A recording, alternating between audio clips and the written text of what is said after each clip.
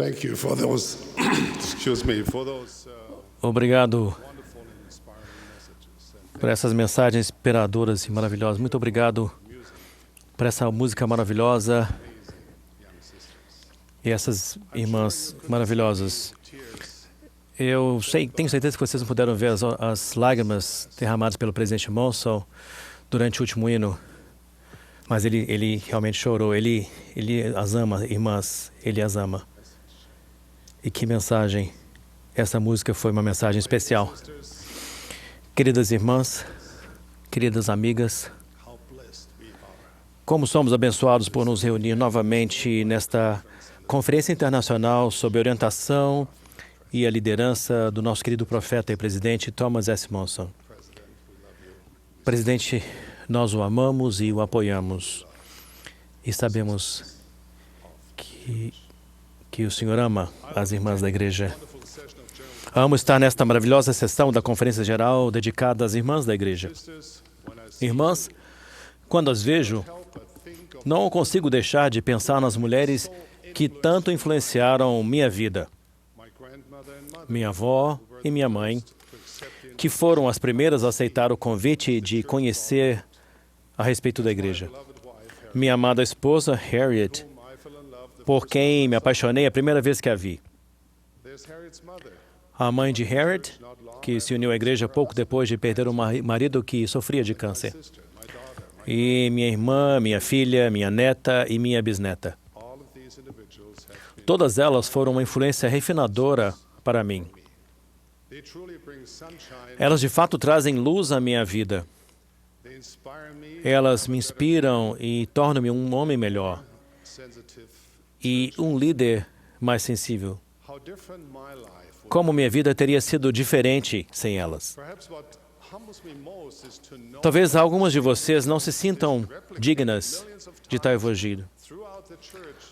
Podem talvez pensar que são muito insignificantes por ter uma influência. Talvez o que me faça sentir mais humilde é saber que a influência que elas têm é da mesma forma demonstrada milhões de vezes em toda a igreja por meio das habilidades, dos talentos, da inteligência e do testemunho de mulheres como vocês. Talvez algumas de vocês não se sintam dignas de tal elogio. Podem talvez pensar que são muito significantes por ter uma influência significativa na vida de outros. Pode ser que algumas vezes nem mesmo se considerem uma mulher de fé, porque algumas vezes lutam contra a dúvida ou o temor. Hoje, desejo falar a qualquer uma que já se sentiu assim, o que provavelmente inclui todos nós, uma vez ou outra. Desejo falar sobre fé, o que ela é, o que é ou não capaz de realizar e o que devemos fazer para ativar seu poder em nossa vida. Fé é uma forte convicção sobre algo em que acreditamos. Uma convicção tão forte que nos leva a fazer o que de outra forma talvez não fizéssemos. A fé é o firme fundamento das coisas que se esperam e a prova das coisas que não se veem. Apesar de fazer sentido a pessoas fiéis, essa definição com frequência confunde os descrentes. Eles balançam a cabeça e perguntam: como alguém pode ter certeza de algo que não pode ver? Para eles, isso é uma evidência da irracionalidade da religião. O que não conseguem compreender é que há outras maneiras de ver do que apenas com os olhos, mais maneiras de sentir do que com as mãos, mais meios de ouvir do que com os ouvidos. Até que isso aconteça, é como a experiência da jovem que estava com sua avó. A voz dos pássaros era maravilhosa. E ela comentava cada som com a avó. Ouviu isso, vovó? A garotinha perguntava repetidamente. Mas a avó tinha dificuldade para ouvir e não era capaz de distinguir os sons. Por fim, a avó se ajoelhou e disse: desculpe, querida, mas a vovó não ouve muito bem. Impaciente, a garotinha segurou o rosto da avó, olhou intensamente em seus olhos e disse: vovó, ouça direito.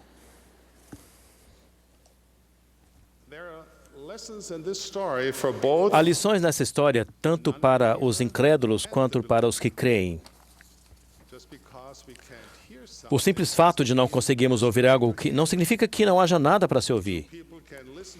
Duas pessoas podem ouvir a mesma mensagem ou ler o mesmo versículo de Escritura, e uma poderá sentir o testemunho do Espírito e a outra não. Por outro lado, em nossos esforços para ajudar nossos entes queridos a ouvir a voz do Espírito e ver a grandiosa e eterna e profunda beleza do Evangelho de Jesus Cristo, pedir-lhes que ouçam direito pode não ser a maneira mais eficaz de fazê-lo. Talvez um conselho melhor para qualquer um que deseja aumentar a fé seja ouvir de modo diferente. O apóstolo Paulo nos incentiva a buscar a voz que fala a nosso espírito e não apenas a nossos ouvidos. Ele ensinou: quem não tem o Espírito não aceita as coisas que vêm do Espírito de Deus, pois eles são loucura.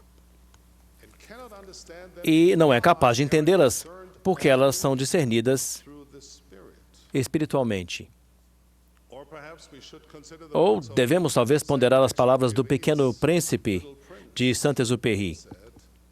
Ele disse: só se vê bem com o coração.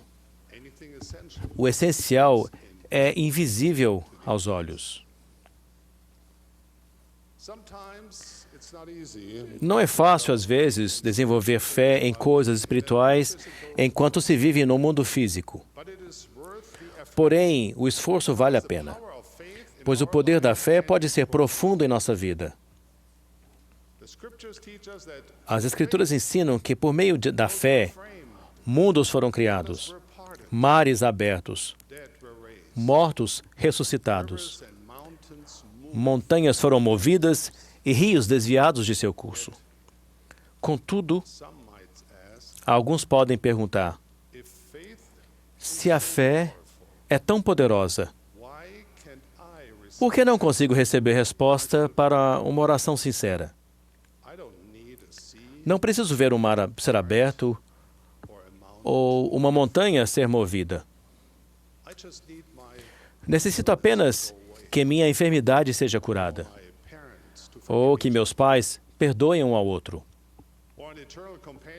ou que um companheiro eterno apareça em minha porta com um buquê de flores em uma das mãos e um anel de noivado em outra.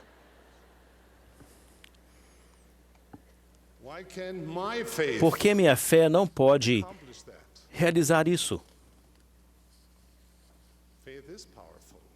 A fé é poderosa e, com frequência, de fato, realiza milagres. Mas não importa quanta fé tenhamos, há duas coisas que a fé não é capaz de fazer. A primeira é que não pode violar o arbítrio de outra pessoa. Certa mulher orou durante anos para que sua filha rebelde voltasse para o aprisco de Cristo e sentiu-se desanimada por aparentemente não obter uma resposta para suas orações. Era ainda mais penoso para ela quando ouvia histórias de outros filhos pródigos que se arrependeram de seus erros. O problema não foi falta de orações, nem ausência de fé. Ela só precisava compreender que, por mais doloroso que seja para nosso Pai Celestial, Ele não forçará ninguém a escolher o caminho de retidão. Deus não forçou seus filhos a segui-lo no mundo pré-mortal. Quanto menos nos forçará em nossa jornada pela vida mortal.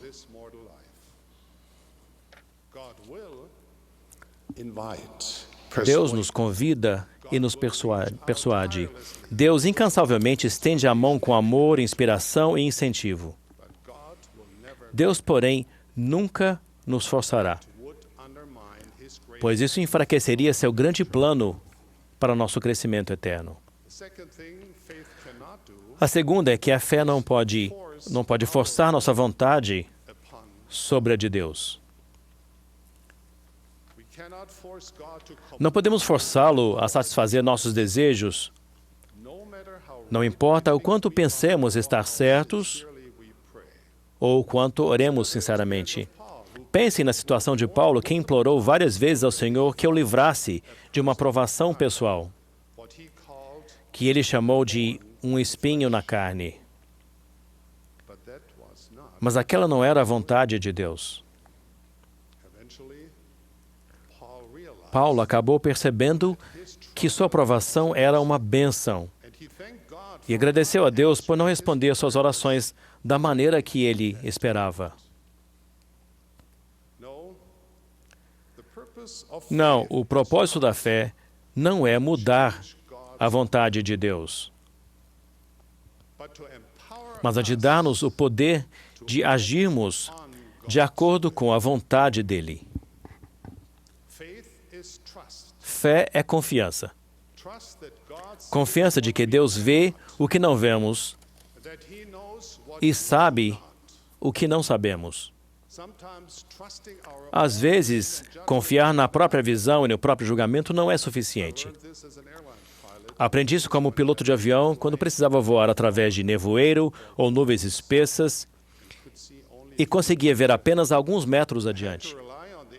Tive de confiar nos instrumentos que me diziam onde eu estava e aonde estava indo. Tive de ouvir a voz do controle aéreo. Tive de confiar na orientação de alguém com informações mais precisas do que as que eu tinha. Alguém que eu não podia ver, mas em quem eu aprendera a confiar. Alguém que pudesse ver o que eu não poderia. Tive de confiar e agir de maneira a chegar com segurança ao meu destino. Fé significa que confiamos não apenas na sabedoria de Deus, mas também em seu amor.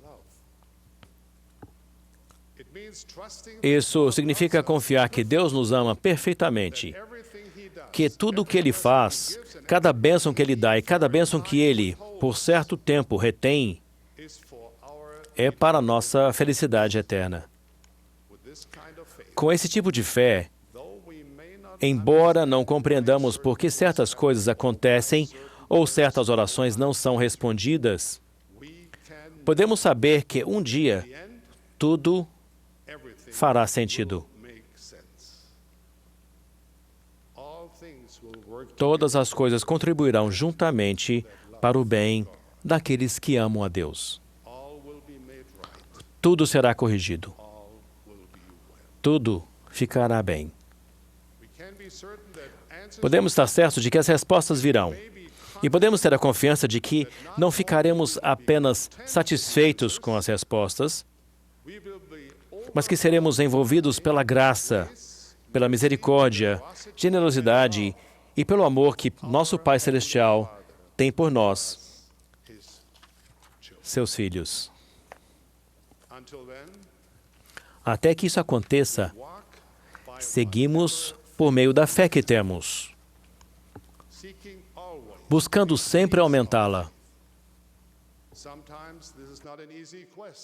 Às vezes não é uma tarefa fácil. Aqueles que são impacientes, que não têm compromissos ou são descuidados, podem achar que a fé é furtiva. Aqueles que facilmente têm compromisso, não têm compromisso ou são descuidados, desanimam ou se distraem facilmente, dificilmente a experimentarão. A fé vem ao humilde, ao diligente, àquele que persevera. Ela vem àqueles que se esforçam para permanecer fiéis. Essa verdade é ilustrada pela experiência de 2 jovens missionários que serviram na Europa, numa área onde havia poucos batismos de conversos. Suponho que seria compreensível que eles pensassem que qualquer coisa que fizessem não faria muita diferença. Porém, aqueles 2 missionários tiveram fé e estavam comprometidos. Decidiram que estavam comprometidos com o trabalho. Eles decidiram que se ninguém ouvisse sua mensagem, não seria porque eles não tinham dado o melhor de si.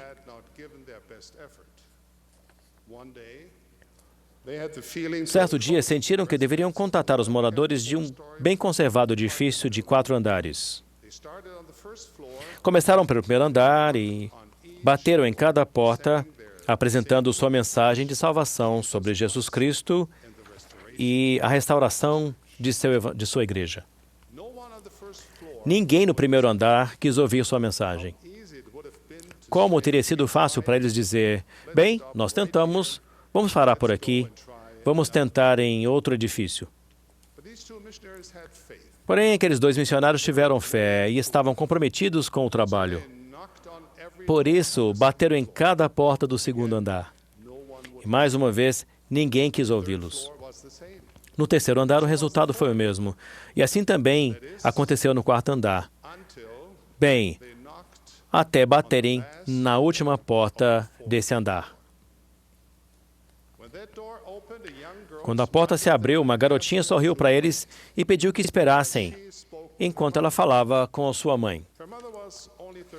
A mãe dela, que tinha apenas 36 anos, havia perdido o marido recentemente. Ela não estava com ânimo para conversar com os missionários mórmons e disse à garotinha para mandá-los embora. No entanto, a filha suplicou à mãe. Os rapazes são tão simpáticos, ela disse.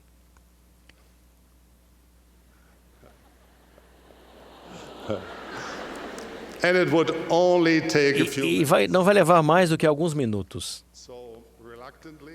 Então, com relutância, a mãe concordou. Os missionários deixaram a mensagem e entregaram um livro para a mãe ler. O Livro de Mórmon. Depois que eles partiram, a mãe decidiu ler ao menos algumas páginas. Ela leu o livro todo em apenas alguns dias. Pouco tempo depois, essa maravilhosa família composta de mãe e filhas entrou nas águas do batismo. Enquanto a pequena família frequentava o ramo em Frankfurt, na Alemanha, um jovem diácono notou a beleza de uma das filhas e pensou, esses missionários estão fazendo um ótimo trabalho. Bem, o nome daquele jovem diácono era Dieter Uchtdorf. E a charmosa moça, a que havia suplicado à mãe que ouvisse a mensagem dos missionários, atende pelo belo nome de Harriet. Ela é amada por todos que a conhecem quando ela me acompanha em minhas viagens.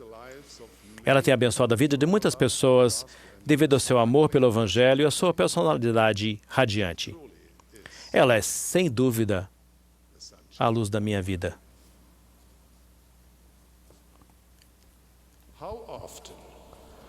Quantas vezes agradeci em meu coração pelos 2 missionários que não pararam no primeiro andar? Quantas vezes meu coração se enche de gratidão pela fé e o trabalho deles? Quantas vezes dei graças por eles terem continuado até chegarem à última porta no quarto andar? Em nossa busca por uma fé duradoura, em nossa busca por nos ligarmos a Deus e seus propósitos, lembremos da promessa do Senhor. Batei e abri-se-vos-á. Vamos desistir depois de batermos na primeira ou na segunda porta? No primeiro ou no segundo andar? Ou continuaremos a buscar até alcançarmos a última porta do quarto andar? Deus recompensa aqueles que o buscam, mas a recompensa geralmente não se encontra atrás da primeira porta. Portanto, continuem a bater. Irmãs, não desistam. Busquem a Deus com todo o seu coração. Exerçam fé. Andem em retidão. Prometo-lhes que se fizerem isso, indo até a última porta do quarto andar, receberão as respostas e o conhecimento que buscam. Vão encontrar fé. E um dia estarão repletas de luz, que brilhará mais e mais até o dia perfeito. Queridas irmãs em Cristo, Deus é real. Ele vive. Ele as ama. Ele as conhece. Ele as compreende. Ele conhece as súplicas silenciosas de seu coração. Ele não as abandonou. Ele não vai abandoná-las. É meu testemunho e minha bênção apostólica a cada uma de vocês, que sentirão em seu coração e em sua mente essa sublime verdade por si mesmas. Vivam pela fé, queridas amigas, queridas irmãs. E o Senhor Deus de vossos pais vos aumentará ainda 1000 vezes mais do que sois. Compartilho com vocês minha fé, minha convicção e meu testemunho inabalável de que esta é a obra de Deus. No sagrado nome de nosso amado Salvador, Jesus Cristo. Amém.